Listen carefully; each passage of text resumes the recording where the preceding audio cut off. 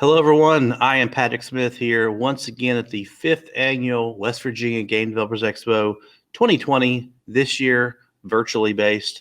And we are teamed up with West Virginia Cybersecurity Expo as well.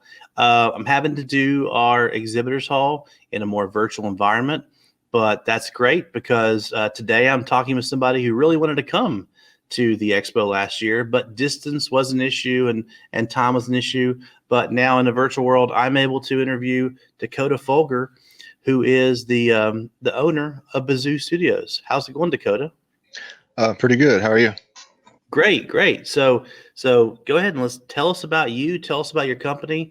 I'm excited to hear all about Bazoo Studios. Alrighty. I've got this video here, and I'll introduce myself.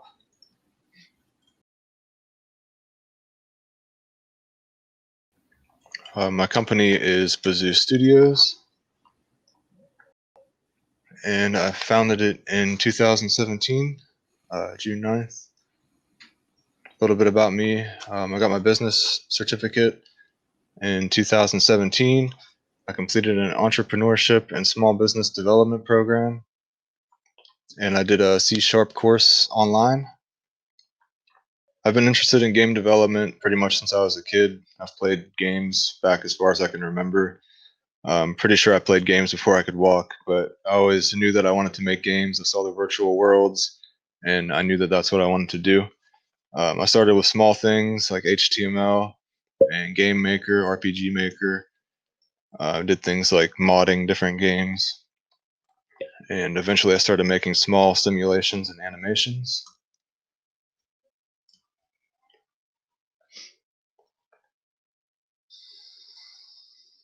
Then moved on to Unreal Engine, and with that I did the blueprints, different things. I made like a mobile game using tutorials and Unreal Engine's blueprints, which I also voiced. Then I moved on to C++ with Unreal Engine, following some tutorials.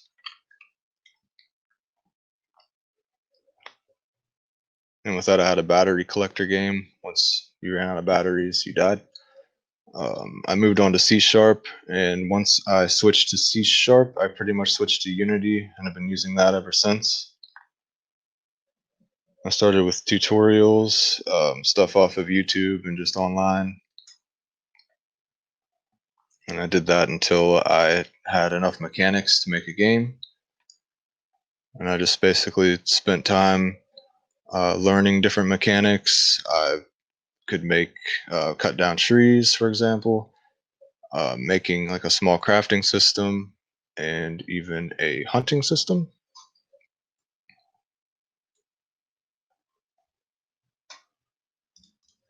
In the meantime, over time, I started making animations and getting into 3D art and 2D art. I started learning 3D modeling using Blender. I was learning Blender. I also used GIMP and Photoshop. With those two tools, I was able to create custom textures and do the UV unwrapping for Blender. And here I created a castle scene. I believe it took me a couple hours for this one, which I've just sped up the video here to show that off. In which I did modeling, UV unwrapping, textures, and the animating.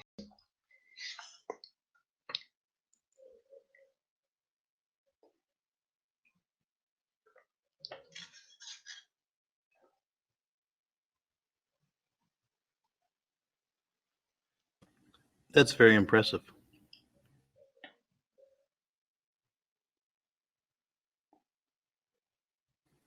Wow. Right. That took a lot more than a couple hours, right? That looks amazing.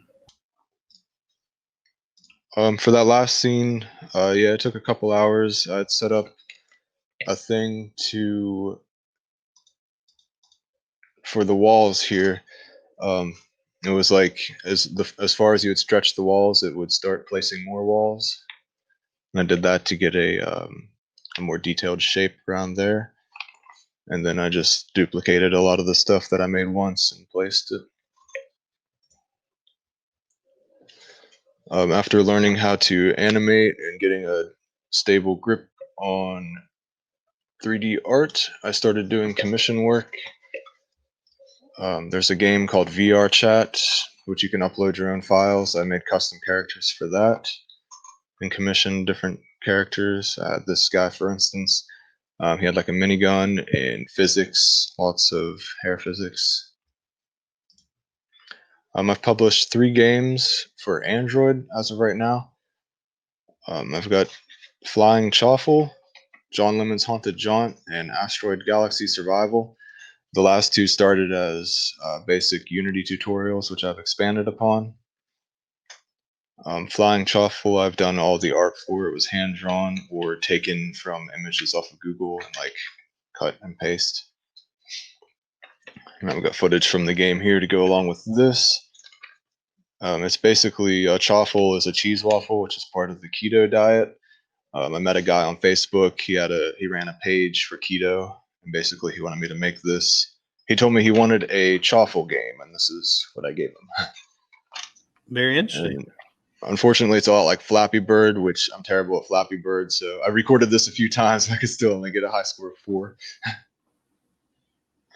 We've got Asteroid Galaxy Survival. This is one that was originally a Unity tutorial, and I expanded upon it. I've added in a garage where you can select different spaceships, and I plan on the next update I'll have tokens that will float by, and then I plan on making it to where people can also purchase token packs to unlock different ships, and they'll be able to buy different ships in the garage, which you can earn for free as well. So very cool. And with new updates, I'll add in different ships, and I've made all these ships myself within Blender as well. This game is basically kind of like a 3D version of Asteroids, or if anyone's familiar with Unity, you've probably seen it on the tutorial.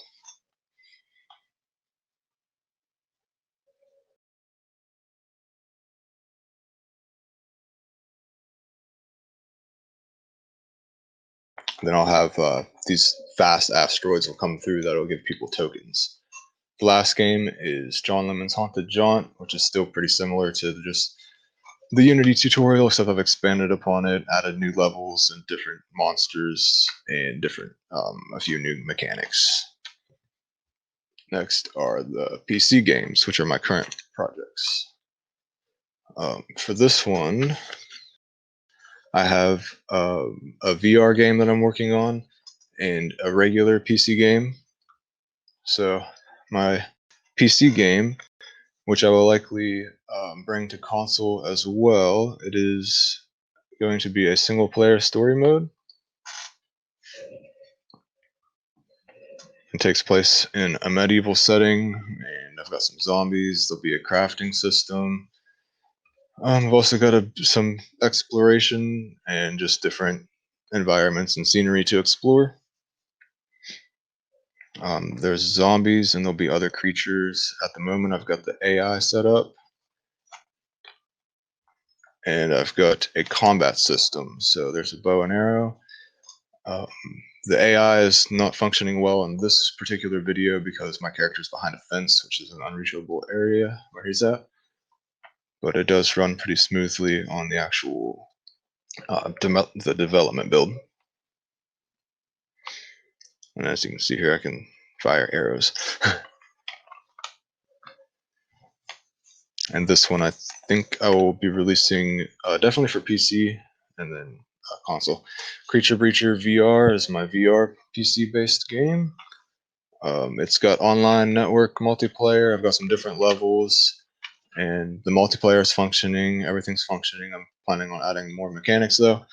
We've got the main menu here. You can select your name, pick a character, then you can load into a room. As of right now, I've got some different rooms I'm working on for it. This is footage from one of the first, like the development builds, the first map that I had.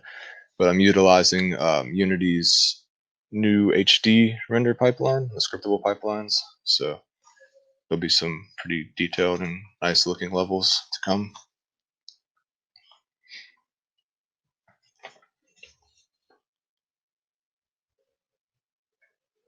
And these are some screenshots. These ones are a little dark because the lighting's kind of turned down, but hoping this last one here is from one of the other levels. It's got volumetric lighting and fog and all that. And that's the end of my video. Everyone can connect with us if you want. Our projects will be on either our website, which is bazoostudios.com. I've also got a Discord people can join if anybody wants to connect with us there.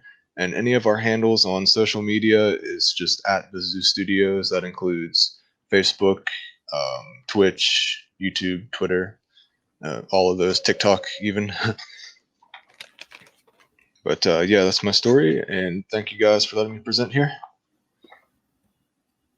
Wow. Wow. You have an abundance of projects. So I have a lot of questions for you, Dakota. First question is, I saw there at the beginning of your story, you got your business license. Did you get your business license before you decided to be? When did the business license and the game development come into play? I'm wondering. I mean, I've always wanted to get into game development. I've always loved video games, the environments, and telling stories. But at one point, I started researching. I saw I wanted a developer's kit for PlayStation, basically, which I still haven't gotten yet. But the requirement for that, you needed at least like an LLC.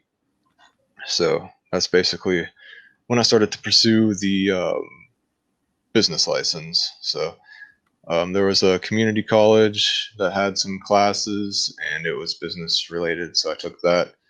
And while that was going on, I got the business license. So, yeah. Wow. Okay. And so based on that, I mean, I noticed there in your story, you mentioned you got your basically an entrepreneur degree, because that's very important. A lot of game developers go to school for game development. They forget about the whole running a business aspect. So that's great that you have the skills.